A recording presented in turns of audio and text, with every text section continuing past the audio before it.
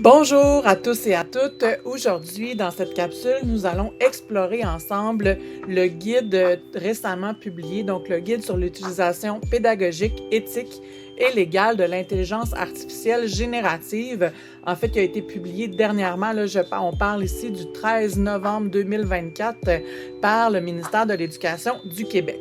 Donc, ce document-là vise vraiment à orienter le personnel enseignant, en fait, le personnel éducatif, vers une intégration réfléchie et responsable de l'IA générative en milieu éducatif.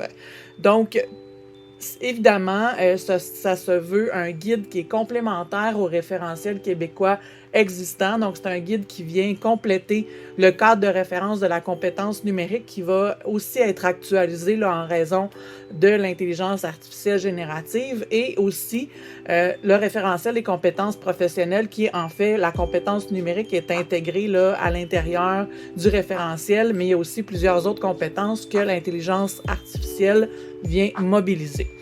Donc, tout d'abord, on va s'entendre sur une définition de l'intelligence artificielle générative.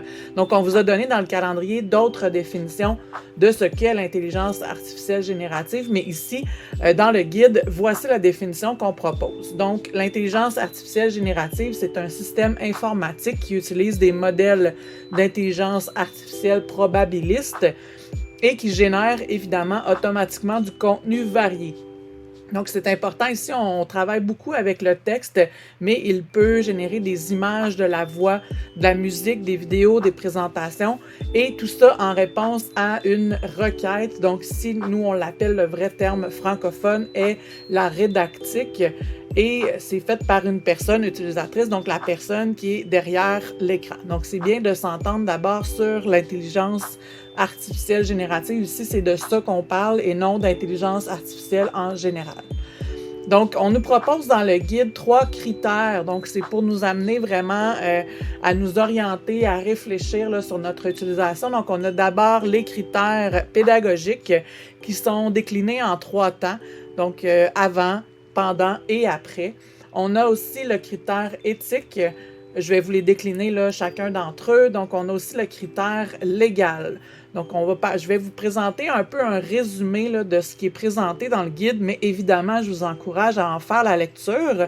Ici, c'est un outil complémentaire qui, ça peut faire une très belle affiche pour résumer en fait tous les critères. Donc, on a ici le critère pédagogique et en fait, c'est des questionnements qu'on propose dans ce guide-là pour orienter nos réflexions. Donc ici, vous voyez, on a le critère pédagogique avec les questions. On a les critères éthiques avec chacun des éléments dont on va parler, donc la sobriété. Et on a également le critère légal et on a 3 questionnements pour ce volet-là. Donc, je vous propose de faire un petit tour rapidement, donc pour parler du critère pédagogique. Donc, évidemment, ça vient mobiliser plusieurs dimensions de la compétence numérique. Donc, pour ce qui est du critère pédagogique, évidemment, on reparle encore ici de jugement professionnel qui fait partie du référentiel des compétences professionnelles des enseignants. Donc, ça fait appel à une intelligence de la tâche. L'exercice du jugement professionnel permet d'interpréter, d'apprécier, de coordonner les divers éléments d'une situation par définition problématique afin de produire un résultat. Donc, c'est vraiment le fondement du critère pédagogique et je vais vous montrer maintenant, donc avant d'utiliser l'intelligence artificielle, il y a 3 questions qui sont proposées. Donc, à quel moment l'IAG pourrait-elle appuyer mon enseignement? Donc, dans la planification, la mise en œuvre, l'évaluation, la différenciation pédagogique et la gestion de classe. Donc, dans d'autres capsules du calendrier de l'Avent, vous allez voir des exemples de comment ça peut vous appuyer dans votre enseignement. Donc, ai-je les compétences nécessaires pour choisir et utiliser l'IAG de façon responsable ou ai-je besoin de suivre une formation ou qu'on m'accompagne dans son utilisation? Donc, il y a diverses formations qui sont offertes déjà au centre de service et si vous écoutez cette capsule, c'est déjà un bon pas dans la bonne direction. Et est-ce que l'on recourt à l'IAG au sein de mon équipe école? Est-ce que sa pertinence pédagogique a été discutée? Donc, c'est des questionnements à se poser avant de l'utiliser. On est dans le pendant maintenant. Donc, pendant, c'est pour superviser l'interaction avec l'IAG pour s'assurer d'une utilisation conforme, en fait, aux attentes éducatives. Donc, est-ce que mon utilisation de l'IAG me permet d'atteindre mon objectif? Est-ce que l'engagement ou la motivation, qu'en est-il de l'engagement et de la motivation des personnes apprenantes? Et est-ce que des ajustements sont nécessaires? Donc, on va parler justement des personnes apprenantes tout à l'heure, qu'est-ce qu'il y en est et qu'est-ce qui a été présenté dans ce guide. Et finalement, après, il faut évaluer l'impact de l'IAG sur l'apprentissage et ajuster les pratiques si nécessaire. Donc, est-ce que les résultats d'apprentissage et les objectifs sont atteints grâce à mon utilisation de l'IAG? En quoi l'IAG permet-elle de soutenir l'évaluation de mon objet d'apprentissage? Et est-il nécessaire? Donc, on a toujours un processus réflectif. Donc, est-il nécessaire de revoir les modalités et les objets d'évaluation? Donc, voilà pour le critère pédagogique et cette approche-là garantit vraiment que l'IAG soutient véritablement l'enseignement et l'apprentissage. Donc, c'est des questionnements à se poser pendant le processus d'utilisation. Maintenant, on est au niveau du critère éthique. Donc, évidemment, l'utilisation de l'intelligence artificielle générative soulève plusieurs enjeux éthiques. On va vous en nommer quelques-uns. Donc, ici, il y a la sobriété numérique. On parle aussi de la qualité. Donc, je vais vous en parler, je vais les voir chacun d'entre eux individuellement. On parle aussi d'équité et d'inclusion, de transparence et d'agentivité. Donc, je vous parle d'abord de sobriété numérique qui permet d'éviter en fait une dépendance excessive aux technologies, puis pour promouvoir, on parle toujours d'équilibre numérique ici. Donc, on l'a déjà nommé dans le parcours de formation sur la citoyenneté à l'ère du numérique, on en parle souvent. Donc, on parle d'équilibre numérique. Est-ce que je prends en considération l'impact environnemental lors de l'utilisation de l'IAG? On vous parlera vraiment de l'impact environnemental de son utilisation dans une prochaine capsule, mais c'est un questionnement à avoir. Puis, est-ce que je peux recourir à un outil, à une ressource n'utilisant pas le numérique ou l'IAG pour atteindre mon intention pédagogique? Donc, par exemple, plutôt que d'utiliser l'intelligence artificielle générative, est-ce que je pourrais pas plutôt utiliser tout simplement Google quand je cherche une date précise? Donc, est-ce que j'ai besoin de vraiment interagir avec l'intelligence artificielle générative pour arriver à mes fins?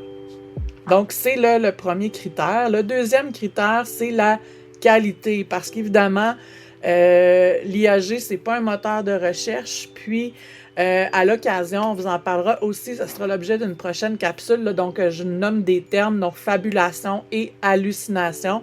Donc, en fait, quand l'intelligence artificielle générative s'alimente de ce que on lui fournit comme renseignement, alors à l'occasion, il peut ne pas avoir la réponse et à ce moment-là, la fabulation, c'est qu'il va inventer une réponse, il va nous proposer une réponse. Donc, c'est vraiment important, comme quand on recherche des sources sur Google, par exemple, de valider la qualité du contenu qui a été généré. Donc, il ne faut pas s'y fier les yeux fermés. Il faut vraiment vérifier la fiabilité et la pertinence des informations qui ont été générées. Maintenant, ici, on parle d'équité et d'inclusion. Donc, c'est pour assurer que l'IAG vient respecter toute la représentativité de certains groupes. Donc, par exemple, ai-je conscience de l'enjeu de représentativité de certains groupes et des biais possiblement générés par l'IAG? Là, je vous parle de biais encore là. On va définir tout ça dans une prochaine capsule. Ça fera l'objet d'une prochaine capsule pour vous former. Donc, est-ce que le contenu généré par l'IAG concerne un ou des groupes sous-représentés? Par exemple, on peut faire le parallèle, on veut un texte sur l'utilisation des jeux vidéo et souvent, il va nous ressortir des personnes masculines, donc parce qu'on associe souvent les jeux vidéo aux garçons. Donc, peut-être qu'il faut mentionner à l'IAG Donc, il faut reconnaître les biais pour lui demander, par exemple, d'avoir un texte sur les jeux vidéo, mais qui inclut à la fois des garçons et des filles. Donc, est-ce qu'un biais se trouve dans le contenu généré par l'IAG? Donc, si vous ne connaissez pas qu'est-ce que c'est un biais, on va vous former là-dessus dans une prochaine capsule. Est-ce que je peux modifier le contenu ou reformuler la requête pour éviter les biais? Donc, comme je vous parlais de jeux vidéo, donc on va le spécifier, on reconnaît qu'il y a peut-être un biais, donc on va lui demander de créer un texte avec des enfants féminins, masculins qui jouent à des jeux vidéo. Ça peut être la même chose, par exemple, pour le hockey, souvent qu'on associe aux garçons. Donc, il faut être conscient de ça, puis on peut reformuler notre requête pour passer par-dessus les biais. Donc, ici, c'était l'équité et l'inclusion. Maintenant, la transparence, évidemment. Donc, quand on utilise l'intelligence artificielle, est-ce qu'on juge pertinent? C'est un questionnement à avoir là, ici. Là. Donc, on n'a pas la réponse exacte. Donc, est-ce que je juge pertinent de mentionner le recours à un système d'IAG lorsque des contenus générés sont présentés à un auditoire? Donc, par exemple, si j'utilise l'IAG pour créer des textes pour mes élèves, est-ce que je le mentionne à mes élèves? C'est un questionnement à avoir. Donc, c'est une réflexion. Je n'ai pas la réponse toute faite, mais je vais vous montrer des façons qu'on peut le présenter. Puis, est-ce que le contenu généré par l'IAG contient de l'information? Si oui, comment puis-je assurer la validité de ces contenus? Donc, ici, on parle de transparence. Il y a, vous savez, les critères Creative Commons. Donc, on a un peu l'équivalent ici qui a été développé par Martin Peters, qui sont des petits logos qu'on peut utiliser.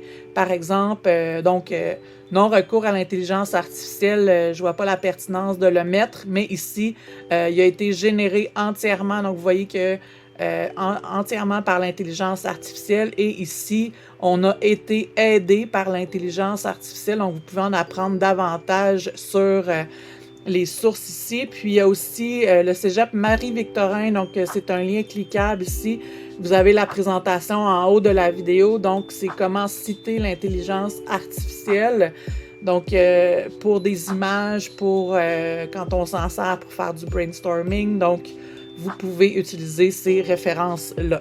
Donc, ici, on parle de transparence. C'est toujours un jusqu'à où, jusqu'à quand je présente, quand je mentionne que j'ai utilisé l'intelligence artificielle dans mon processus. Donc, est-ce que pour me permettre d'avoir des idées, pour le questionner, est-ce que je vais le mentionner ou... Donc, c'est vraiment ici, là, on amène cette réflexion-là. Et maintenant, l'agentivité. Donc, quelles sont les tâches pour lesquelles l'IAG pourrait m'assister dans ma pratique? Donc, on parle ici de jugement professionnel. Est-ce qu'une assistance de l'IAG dans mes tâches me permet d'avoir plus de temps à consacrer à d'autres tâches plus signifiantes? Donc, est-ce que si j'utilise, par exemple, l'intelligence artificielle générative, je peux passer plus de temps auprès de mes élèves? Puis, est-ce que le vocabulaire que j'utilise pour aborder la question de l'IAG évite que je lui attribue des qualités humaines? Donc, évidemment, c'est un système informatique qu'on a mentionné tout à l'heure, donc ce n'est pas un humain. Donc, sinon, comment puis-je modifier mon vocabulaire? Donc, on l'interroge vraiment comme si c'était un système informatique. Et finalement, on vient sur le critère légal qui est tout aussi important, c'est vraiment un fondement. Donc, la sécurité de l'information. Donc, le guide rappelle vraiment la responsabilité légale associée à l'utilisation de l'IAG. Donc, le critère légal, donc on a la protection des renseignements, des renseignements personnels, désolé.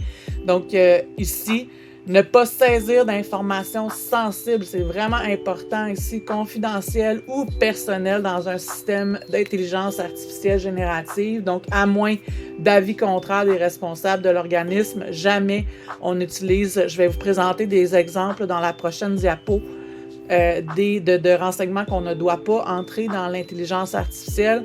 Respecter les droits d'auteur relativement aux informations que je fournis à l'IAG. Encore là, on va faire une capsule là, spécifiquement sur le droit d'auteur. Donc, vous en apprendrez davantage. Et utiliser les outils d'IAG validés par mon organisme scolaire. Ça aussi, ça fera l'objet là, d'une prochaine capsule. Donc, pour vous présenter ce qui est permis au centre de service comme outil. Donc, c'est vraiment important. Donc, il faut respecter la propriété intellectuelle lors de l'utilisation et la diffusion de contenus générés.